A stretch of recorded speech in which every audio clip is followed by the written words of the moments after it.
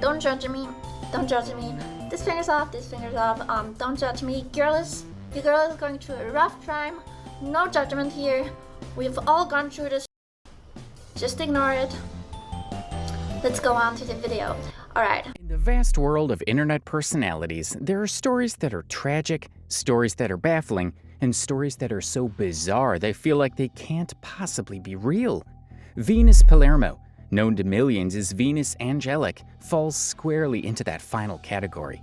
Once hailed as the living doll, Venus captivated audiences worldwide with her porcelain-like appearance, delicate mannerisms, and her seemingly idyllic life as a YouTube sensation. Hey all my angel babies. Many of you ask me how I do my lip makeup, so I decided to share it. If you always wanted cute, soft-looking, pouty, but small, dolly lips, then now you too can have them. Alright, shall we start? But behind the perfect doll-like facade lay a dark, tangled web of control, manipulation, and self-destruction. A web spun largely by one person, her mother, Margaret Palermo. Together they built a career that thrived on an unusual aesthetic, but that success came at an unimaginable cost. From public feuds with other living doll creators to disturbing weight loss surgeries allegedly pushed by her mother, Twitter outbursts revealing self-sabotaging details that eventually led to her being banned, pivot from very relatable content to OnlyFans, Venus's life reads like a twisted drama that no screenwriter could invent. You really cannot make any of this up. Venus, at her lowest points, would livestream herself intoxicated, openly admitted to struggles with addiction, and even post delusional claims, such as murdering her ex-husband Menaki, who is very much alive. Her erratic social media presence became a haunting window into the mental and emotional toll her fame and upbringing had taken. Her mother, Margaret, was no less controversial. She would publicly accuse Venus of stealing, airing private details about her daughter's mental health, and even posting cryptic, almost surreal messages like holding a victim care card and claiming she was the real victim in their saga. Margaret's obsession with controlling every aspect of Venus's life led to accounts of her throwing a knife at her daughter during a heated argument, which narrowly missed Venus and embedded itself into a nearby painting. From childhood fame to public meltdowns, estranged relationships, and deeply disturbing allegations, Venus's life became a tragic case study in the dangers of growing up in the relentless glare of the internet. Her story is one of innocence lost, a daughter treated as a puppet, and a mother whose obsession with fame blurred every boundary. This is not just the story of a YouTuber who fell from grace. It's the story of a young woman who fought to reclaim her identity after years of being controlled, exploited, and stripped of her own agency. It's a story that's as heartbreaking as it is horrifying. And by the end, you might find yourself asking, was she ever in control at all? Venus Palermo, widely known as Venus Angelic, was born on February 8, 1997 in Brugg, Switzerland. Her early life appeared typical of a Swiss child, with a seemingly ordinary upbringing, but beneath the surface of her small-town existence lay an unusual fascination with Japanese culture and fashion, particularly the intricate and highly stylized Lolita aesthetic. This obsession would eventually transform her into one of the internet's most recognizable and controversial figures. Venus's journey into the public eye began at the tender age of 13. In 2010, with the encouragement of her mother, Margaret Palermo, Venus launched her YouTube channel. At first, her videos were amateurish and straightforward, a young girl sharing her interests with the world.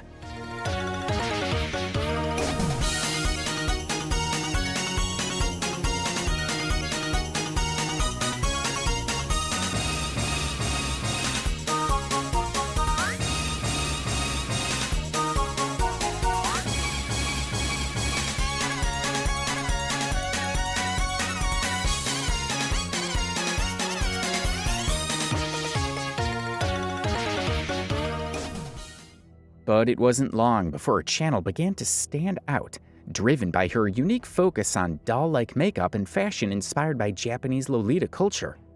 For those unfamiliar, Lolita fashion is a subculture characterized by elaborate Victorian-inspired dresses, delicate accessories, and an overall hyper-feminine appearance.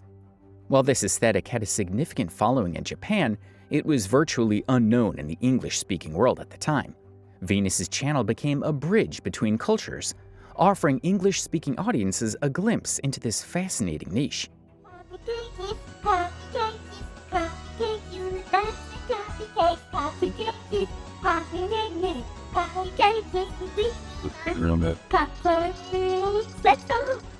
Get the cupcake mix.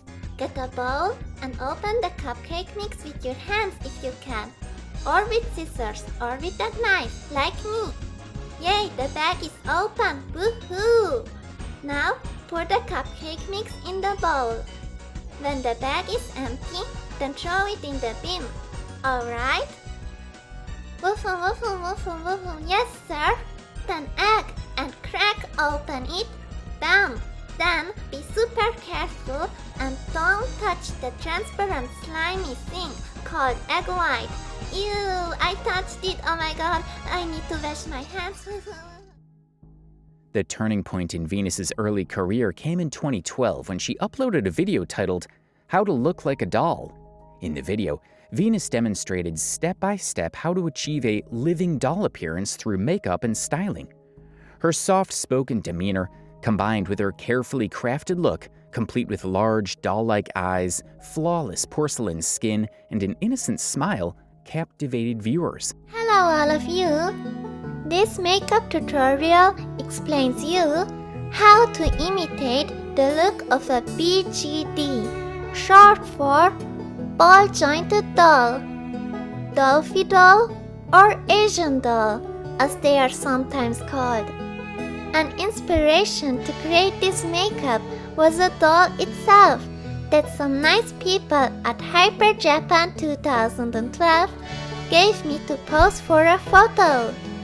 Ta-da! Apply the second coat of concealer and blend, blend, blend and blend. No magic, but only blending is the only and one key to create an even base. Look, we are done! I hope that you too will enjoy trying out this doll makeup.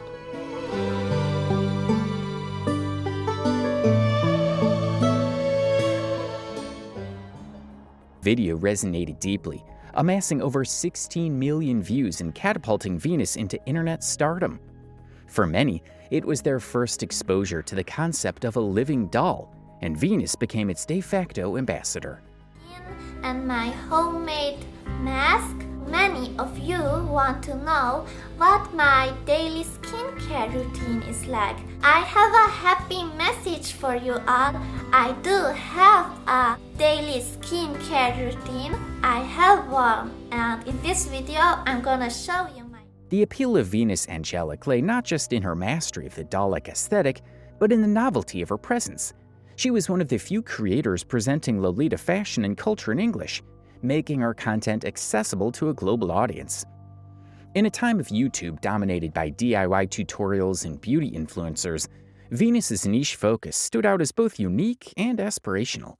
Her videos were meticulously crafted to convey an air of fantasy, offering an escape from the mundane. Fans flocked to her channel not only to learn her makeup techniques, but to immerse themselves in the unreal, almost otherworldly persona she projected. The Lolita aesthetic itself played a significant role as a form of rebellion against societal norms.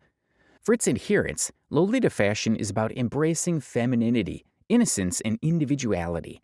Venus's adoption of this aesthetic was something a lot of girls aspired to, and she could be in part credited for bringing Lolita culture to the Western world. Her videos featured not only makeup tutorials, but also outfit reviews, product hauls, and glimpses into her personal life, all delivered with the charm and grace of her doll-like persona. She even taught herself Japanese for this purpose. おはぴょん、ぴょんばんは。今日もみんなぴょんき。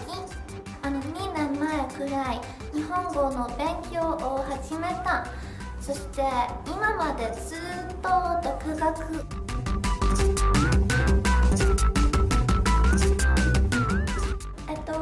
日本語を勉強することって本当に楽しいです。好きです。Venus's sudden popularity also came with its share of challenges. The internet can be both a launching pad and a pressure cooker, especially for young creators. At just 15 years old, Venus was thrust into a world of public scrutiny, where every aspect of her life, her appearance, her interests, even her relationship with her mother, became fodder for discussion. Yet in these early days, Venus appeared to take it all in stride, maintaining the delicate balance between her online persona and her personal life. Looking back, How to Look Like a Doll was more than just a viral video. It was a cultural moment, but as her fame grew, so too did the cracks in the doll-like facade. What began as a charming hobby for a young girl would soon spiral into something far darker, as Venus's story unfolded in ways that no one, least of all her, could have anticipated. As Venus Angelic's YouTube fame skyrocketed, her unique persona as the living doll started to catch the attention of mainstream media. She quickly became a sought-after figure for television shows, magazines, and online publications eager to showcase her unconventional lifestyle.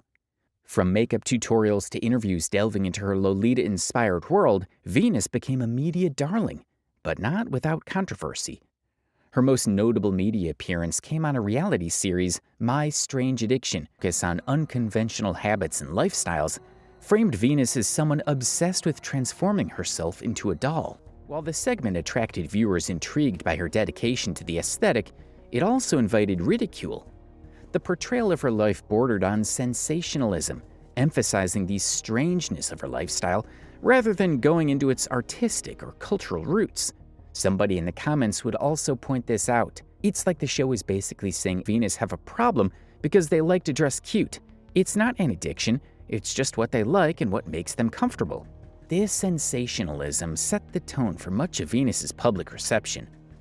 Beyond My Strange Addiction, Venus made appearances on various television programs, many of which treated her as a spectacle rather than an individual with a unique passion. One particularly harsh moment occurred during a British daytime talk show, where the host openly criticized Venus's lifestyle. I have a daughter too, and have to be honest with you, lovely as you are, Venus, I would be horrified if my daughter wanted to do this when she was 15. The comment was delivered with thinly veiled judgment, implying that Venus's dedication to her craft was something shameful or misguided. In interviews like these, Venus often maintained her composed, doll-like demeanor, even as interviewers dismissed her lifestyle as frivolous or bizarre. In another interview, Venus was asked if she was trying to hide something by dressing like a doll, a question that seemed more accusatory than curious. These dismissive and rude remarks highlighted the broader societal discomfort with anything that deviated from the norm. Despite this criticism, Venus's unique look and growing fame landed her features in prominent magazines and online articles.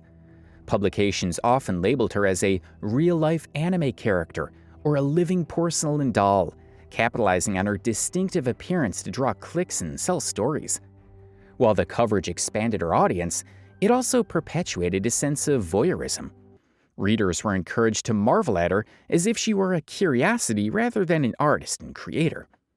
On one hand, people were drawn to the meticulous detail of Venus's craft and the effort she put into embodying the Lolita aesthetic.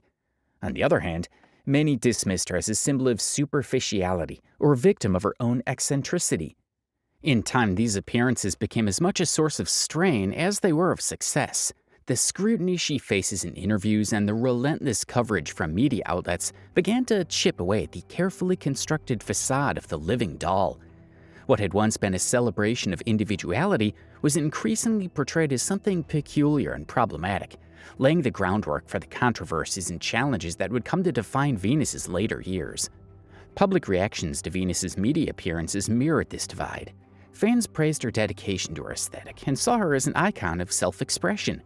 Critics, however, were quick to label her as someone trapped in an adolescent fantasy or manipulated by her mother, Margaret Palermo, who often appeared alongside her in interviews. But before we get into her troubled relationship with her mother, issues were brewing in the doll community. While visually enchanting and seemingly harmless, the doll community harbored an underbelly of fierce competition and interpersonal conflicts that mirrored the drama of a Mean Girls narrative. This niche would become a battleground for creators vying for attention, influence, and validation. Venus, who seemed to be at the forefront of this movement, was both a celebrated figure and a divisive one. As her fame grew, so did her entanglements and controversies with other members of the community, often dragging her mother, Margaret, into the fray. One of the most notable clashes involved Komodo, a fellow doll community creator. Komodo, a 19-year-old at the time, admired Venus and sought to connect with her. She left a comment on one of Venus's videos, suggesting Venus check out her own dancing content. Though seemingly innocent, this was interpreted as self-promotion, and Venus promptly blocked Komodo. Later, the two crossed paths at a Japanese-themed event where Komodo attempted to approach Venus for a photo. However, Venus and Margaret reportedly gave her a disapproving glare and walked away. Hurt and confused by the cold reception, Komodo shared her experience online. Margaret retaliated with a lengthy, aggressive post accusing Komodo of being dishonest and calling her a crook. "I just came to the UK and found work full-time. Why are you sitting around spending time with rubbish, copying each and every one? Even Becky's funding fail. Do you understand I don't wish to have any contact with you because I avoid such crooked, dishonest liars like you? We were rude to you?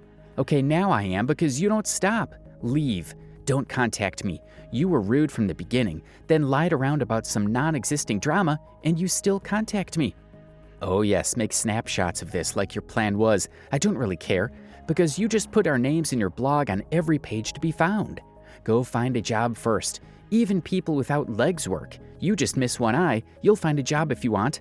Oh, and benefit is something you might get. There is not a right to get it. They control your income and spendings and see that you buy rubbish all the time. So grow up and try to work, not just sucking." Venus also posted, accusing Komodo of copying her looks and style, turning what could have been a minor disagreement into a full-blown feud. In a separate feud, Venus and Shio found themselves embroiled in a conflict that had an ironic and deeply disappointing start, given that Shio initially entered the picture as a supporter of Venus. Before the drama escalated, Shio created a video expressing admiration for Venus's work and influence in the doll community. She highlighted how Venus had popularized the Lolita and living doll aesthetic in the West, paving the way for other creators like herself to explore the niche, and was unhappy about how she was getting bullied. This gesture of support painted Shio as an ally, someone who respected Venus's impact on the community.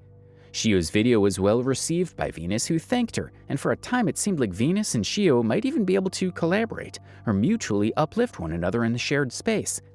However, this goodwill quickly soured when it was revealed that Venus had had the video taken down. Shio heard about this but didn't think much of it. It turned out that Margaret perceived Shio's growing popularity as a threat. Margaret's protective and competitive nature often drove her to extreme measures to defund Venus's brand. In Shio's case, Margaret's aggression allegedly included spreading rumors about Shio through fake accounts, and even publicly accusing her of copying and making money off Venus's content and style. These public accusations not only painted Margaret as vindictive, but also dragged Venus's name further into the controversy, damaging her reputation within the community. Shio didn't stay silent.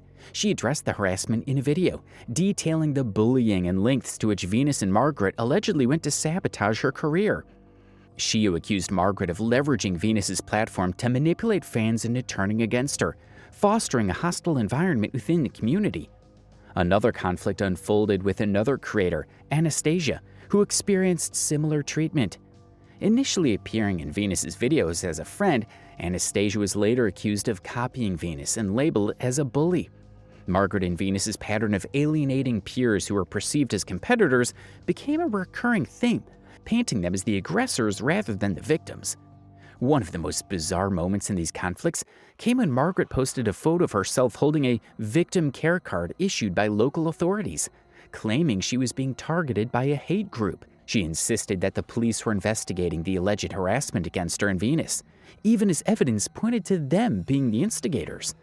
This attempt to flip the narrative backfired, with many in the community viewing Margaret as manipulative and controlling, further tarnishing their reputation. The fallout from these conflicts was significant. Many began to view Venus as complicit in her mother's toxic behavior, which alienated potential allies within the community. Margaret's heavy-handed tactics and aggressive online presence overshadowed Venus's content, leading fans to question whether Venus had any autonomy in her actions or if she was merely an extension of Margaret's ambitions. Margaret Palermo played a central role in shaping Venus Angelic's career and life, not just as her mother, but also as her manager and the architect of her online persona. As the living doll persona blossomed into a global fascination, Margaret's influence over Venus extended far beyond that of a typical parent. It became increasingly evident that Margaret's control over Venus's life and career was all-encompassing, and over time, fans began to uncover just how deep that control ran. From the outset, Margaret was the driving force behind Venus's rise to fame. As her manager, she directed every aspect of Venus's content creation, from filming and editing videos to managing her social media accounts. This gave Margaret an unprecedented level of access and influence over Venus's online presence. Many of Venus's early videos, including the viral How to Look Like a Doll tutorial, bore Margaret's touch in their production and adherence to the doll-like aesthetic that became Venus's trademark. However, what initially seemed like a supportive and hands-on approach to parenting eventually revealed itself as something far more invasive. Fans began noticing that Margaret not only controlled Venus's social media accounts, but frequently posted as Venus, often without her daughter's knowledge. A pivotal moment came when fans compared the writing styles of various posts on Venus's accounts. Some posts displayed polished, articulate English typical of Venus, while others were riddled with broken English and grammatical errors that pointed unmistakably to Margaret. One such instance occurred during the height of Venus's tensions with her mother. Venus posted an Instagram caption that subtly hinted at her lack of control over her own accounts. "I just wanted to post some pictures of Manaki," Venus's boyfriend at the time, "but my mom keeps deleting them. She says he brainwashes me, but I don't think so." This single remark opened the floodgates, confirming what many fans had long suspected. Margaret was orchestrating Venus's online presence and dictating what could and couldn't be shared. Margaret's influence extended beyond the digital realm. She was instrumental in crafting Venus's living doll persona, the identity rooted in the Japanese Lolita fashion and culture that Margaret herself seemed to be so deeply obsessed with. Although Venus was born in Switzerland and had no Japanese heritage, Margaret fixated on the idea of making her daughter embody an idealized version of Japanese femininity. She dressed Venus in Lolita outfits, taught her how to speak in a soft, doll-like voice, and even encouraged her to adopt certain mannerisms that mirrored the kawaii, cute aesthetic popular in Japan. Margaret's obsession with Japanese culture bordered on the extreme, and many speculated that she was living vicariously through Venus. There are numerous photos and accounts of Margaret wearing Venus's Lolita dresses and mimicking her daughter's style, further blurring the line between maternal support and personal ambition. To outsiders, it appeared that Margaret was trying to craft her dream life through Venus, using her daughter as a vehicle to fulfill her own unachieved aspirations. This obsession with control wasn't limited to Venus's public image. Margaret's grip on her daughter extended into every facet of her life, from her relationships to her autonomy. Venus later revealed in a candid video that Margaret had access to all her passwords and personal information, leaving her with little to no privacy. Margaret's control was so suffocating that Venus felt compelled to escape. As Venus grew older, the cracks in their relationship only deepened. Margaret's strict control over Venus's social media, finances, and even friendships left her feeling trapped. Margaret's hostility toward Venus's boyfriend, especially Manaki, further strained their relationship. Margaret had publicly labeled Manaki a stalker, an alcoholic, and even accused him of sinister intentions toward Venus, creating an environment where Venus felt she could neither pursue her own happiness nor assert her independence. Reflecting on her decision to flee, Venus recounted an incident where Margaret threw a knife at her during an argument, narrowly missing her and hitting a painting instead.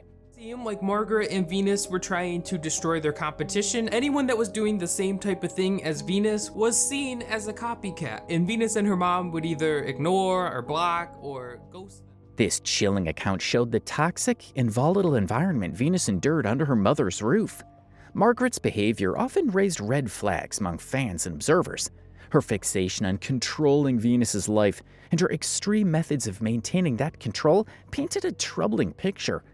In 2016, Venus fled to Japan with Manaki, where she hoped to start a new life far from her mother's reach. The plan was meticulously executed to avoid raising suspicion. She reportedly packed her belongings and left without giving Margaret any indication of her intentions. For someone who had lived under constant surveillance, this act of defiance was monumental. After settling in Japan, Venus broke her silence in an emotional video shared on her YouTube channel. In this video, I'm gonna talk about how I run away from home and the reason why. She revealed the years of emotional abuse and manipulation she had endured under Margaret's control. Venus described how Margaret had forced her into a life she didn't choose, pressured her to maintain the living doll persona, and used her as a means of financial support. But I couldn't just say no, because if I say no or that is a bad idea, then she will get really depressed and say that it would be better to kill herself, and that is also a reason. Margaret's reaction to this was explosive. As you remember, Margaret initially claimed to have no idea where Venus was or if she was safe, taking to social media to portray herself as a worried and abandoned mother. She accused Manaki of kidnapping Venus and manipulating her into fleeing. However, as more details surfaced, it became evident that Venus had left of her own volition to escape Margaret's oppressive control.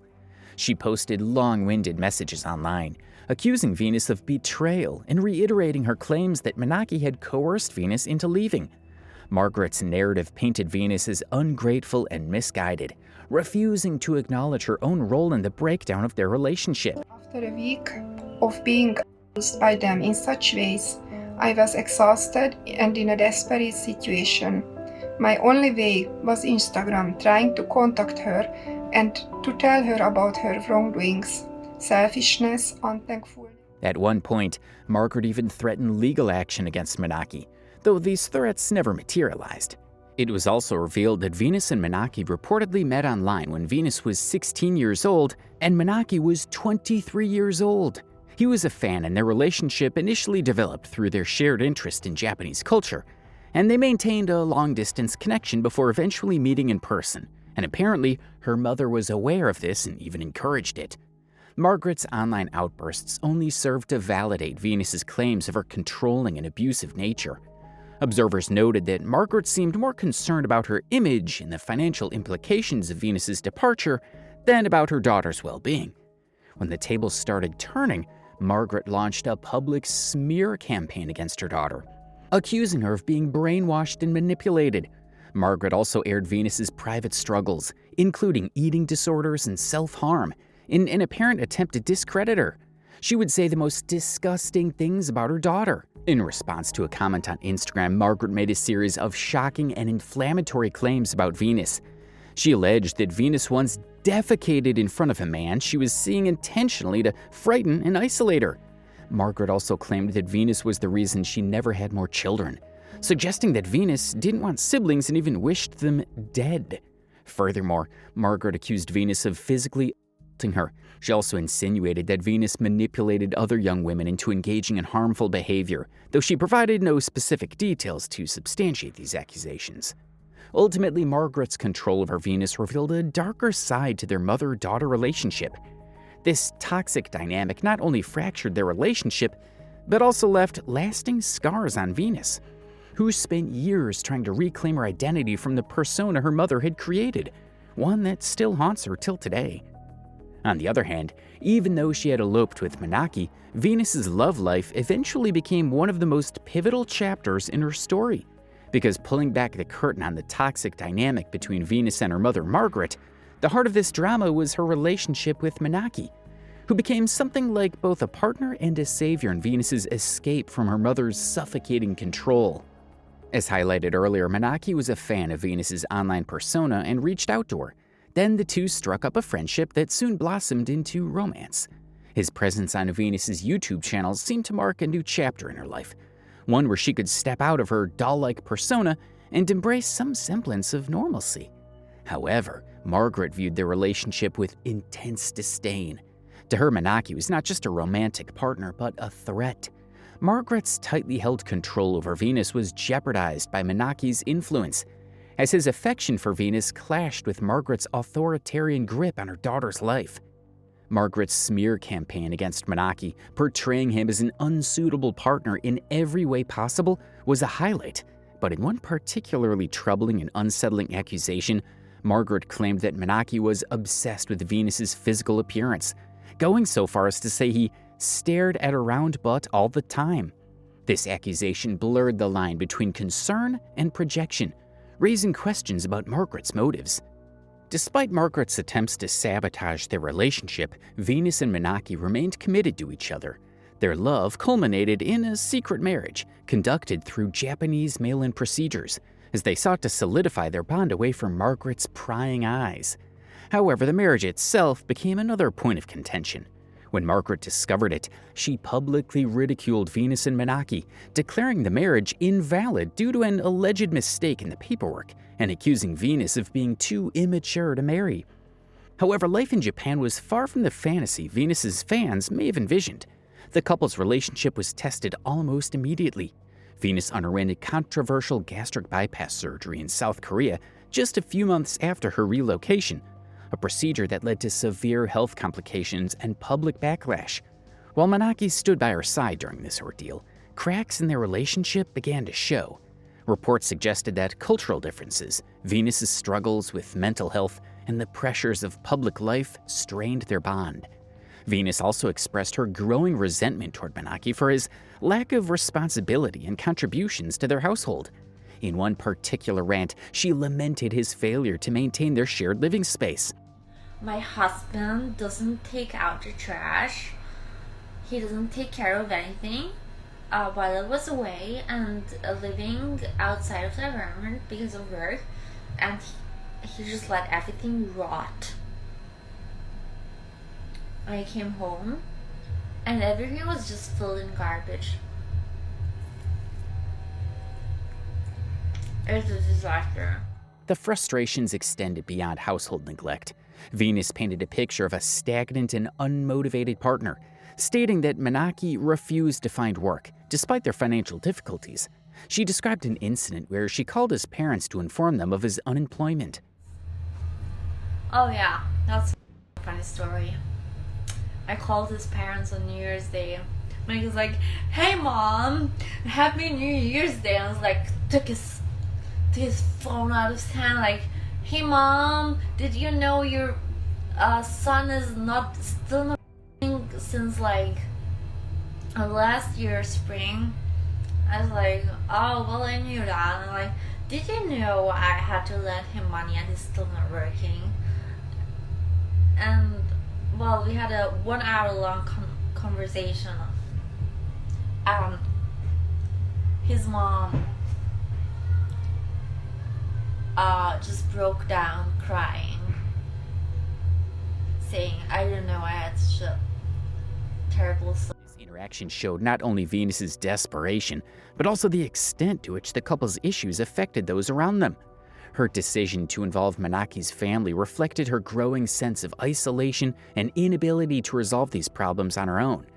Menaki's pride and resistance to change were also significant sources of contention. Venus recounted his adamant refusal to move back in with his parents despite their struggles. He told me, "I'd rather commit suicide or become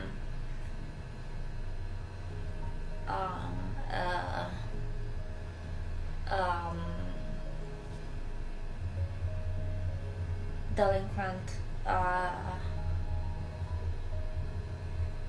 I'd rather commit crime. I'd rather commit suicide or crime than move back into my parents' home." This statement highlighted the deep emotional gap between the two, as well as Menaki's unwillingness to compromise or seek solutions. His apparent detachment left Venus feeling unsupported and overwhelmed, further deteriorating their already fragile relationship. She also hinted at her own struggles with her role in the relationship. She described her work as emotionally draining, suggesting that her efforts to sustain their lifestyle were met with little appreciation. The good news is I can move.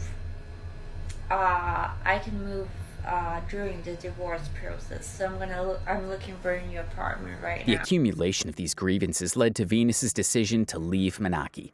She openly discussed looking for a new apartment and planning her exit, signaling that she could no longer endure the relationship's toxic dynamic. But the good news is I can move.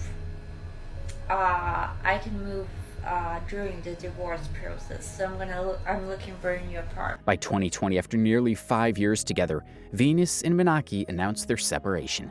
The divorce was attributed to cultural differences and different life goals, though it was evident that their years together had been marred by external and internal challenges alike. The end of their marriage marked a turning point for Venus, who is now left to navigate life in Japan on her own terms. Today, Venus continues to reside in Japan, grappling with the aftermath of her decisions. Her escape continued to be far from the fairy tale resolution she had hoped. Instead, it marked the beginning of a downward spiral that saw her grapple with homelessness, addiction, and deeply troubling public breakdowns. She found herself without the safety net of her mother's financial, no husband, and no managerial support. Fans who had once idolized her as a living doll now watched in concern as her content took on an increasingly erratic tone, reflecting the instability in her personal life.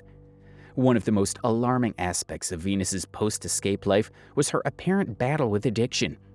On multiple occasions, Venus posted content that raised eyebrows, including videos and live streams where she appeared visibly intoxicated or out of sorts.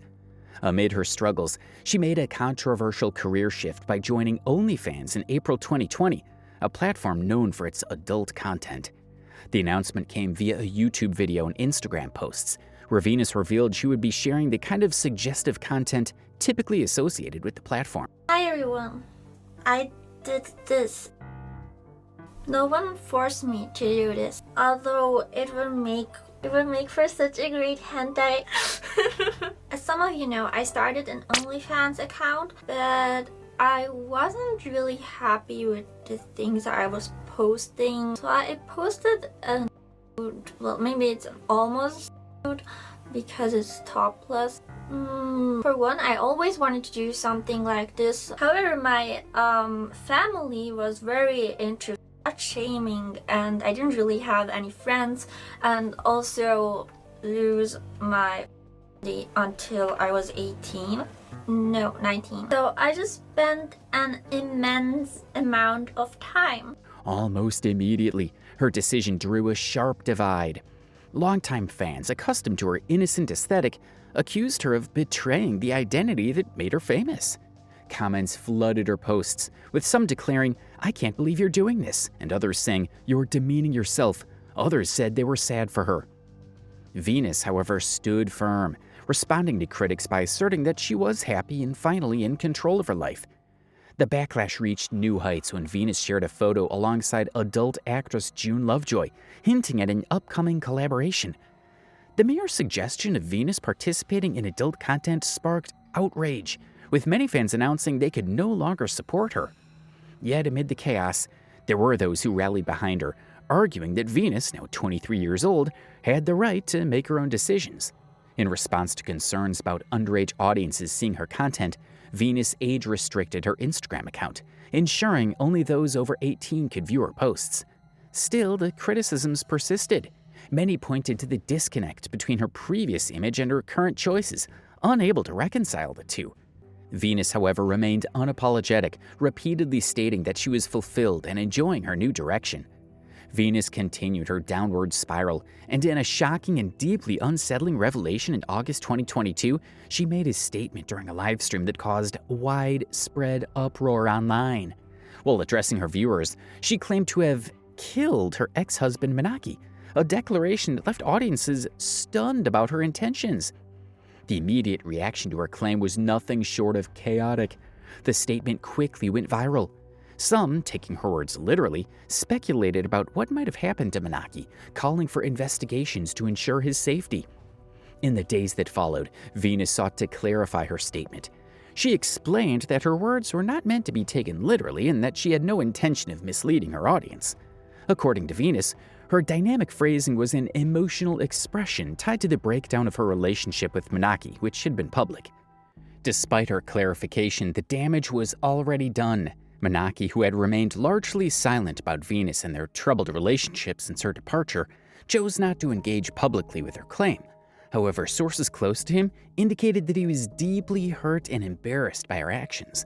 This statement falsely implicated him in a narrative of violence and manipulation, further straining the already fractured dynamic between the two.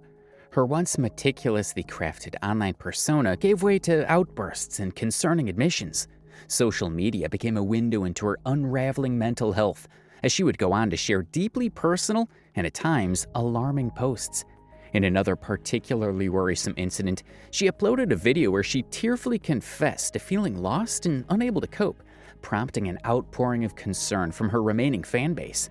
In October 2024, she was embroiled in controversy once again, leading to her permanent suspension from Twitter after her behavior on X revealed a darker side that few could have anticipated. The ban was a combination of months of troubling posts that alienated fans and violated platform guidelines. Venus had been using X as a battleground to air personal grievances and launch attacks on individuals she believed wronged her. This included former friends, fans, and even acquaintances within the Lolita and Living Doll community. Other times, she just typed things that were hard to understand. Her most controversial moments came in the form of a series of tweets that were shockingly inflammatory. Among them were targeted harassment campaigns against individuals who had spoken out against her past actions. Some tweets were overly racist, as she would drop the N-word multiple times, sparking outrage and prompting many to report her account for violating X's hate speech policies. Venus's actions on the platform were not just limited to verbal attacks. She also posted erratic messages hinting at her struggles with mental health and addiction, which, while eliciting some sympathy, were overshadowed by the vitriol she directed toward others. In one now-deleted tweet, she wrote, "I'm not perfect, but at least I didn't fake being a victim like the rest of you clowns." Her behavior escalated further when she began creating fake accounts to defend herself. These accounts would leave comments supporting Venus and attacking her critics, a tactic that was quickly uncovered by vigilant users who noticed the suspiciously similar writing styles. This revelation only added fuel to the fire, with many accusing Venus of orchestrating her own defense in an attempt to salvage her reputation.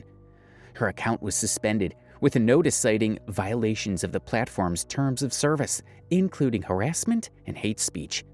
Margaret, meanwhile, refused to fade quietly into the background. Instead, she retaliated with a vengeance, airing Venus's personal struggles in a series of scathing public posts. Margaret accused Venus of harming her pets, including breaking the leg of a family dog and killing a hamster, claims that painted a deeply unflattering picture of her daughter. She also alleged that Venus had Asperger's syndrome, eating disorders, and a long history of self-harm, allegations that Margaret framed as evidence of Venus's inability to function independently. The public airing of these accusations added fuel to an already raging fire. Margaret's erratic behavior, which had been well documented during Venus's rise to fame, now extended to a campaign to discredit her daughter at every turn. In one particularly disturbing post, Margaret even hinted at her own suicidal thoughts, writing, "I'm going into the river. Ask your questions now before it's too late." This behavior further cemented Margaret's reputation as a controlling and toxic figure, unwilling to let Venus live her life free from her influence. Despite these efforts, Venus's vulnerability continues to surface in concerning ways. She's been open about her emotional challenges, sharing posts that suggest ongoing battles with depression and anxiety. Her fans, while fewer in number than during her peak, often leave supportive comments, urging her to focus on her well-being and offering words of encouragement. With Venus, there is a lot to unpack, and as she continues to rebuild her life, the long shadow of Margaret's influence lingers as a defining chapter in a story that many hope will eventually lead to her breaking free and finally finding peace.